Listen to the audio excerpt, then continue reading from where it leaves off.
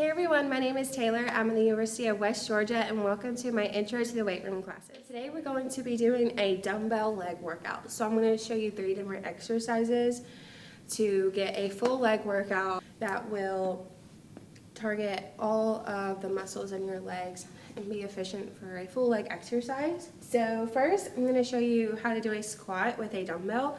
There's a couple different ways you can hold a dumbbell, so just making sure that you're doing whatever you're comfortable with. So you can hold a dumbbell like this, but you can also hold it like this. So for this exercise, I'm going to hold it like this. I'm going to get in my squat position. Make sure that your heels are not coming off the floor. You're leading with your hips coming back and not going down with your knees first. And making sure that your spine stays neutral. So I'm going to hold the dumbbell like this and just come down and come back up. I like to touch it to the floor just to get that depth, but you don't necessarily have to. And some people like to hold it like this,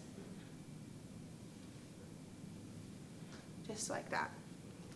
So I'm also going to show you from the side so that my heels are not coming off the floor, my knees are not going over my toes, and my hips are leading that movement.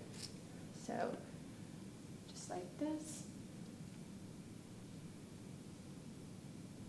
and just like that. So that is how you do a squat with a dumbbell, and of course you can go heavier. Just make sure you're starting out with something that is comfortable for you. That way you can get a hang of that movement. So the next movement I'm going to show you is how to do a lunge with dumbbells. So I like to take 2 dumbbells and have them in both of my hands.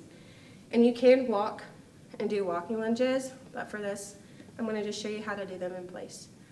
So you're just going to step out onto a lunge and come back. I'll also show you from the side and coming back. So some things with a lunge I like to point out is that you do not have to touch your knee to the floor as you are doing them. So just like right before it touches the floor, touching your knee to the floor every time, you're going to definitely cause some strain on the knees, and you do not want that, especially over time. You don't want to create that wear on your knee. You keep that neutral spine and coming back up. All right, so for the next movement, I'm going to do what you call Romanian deadlifts, or RDLs as you may have heard them as well, with a dumbbell. So I'm going to take my dumbbells and I'm going to show you from the side.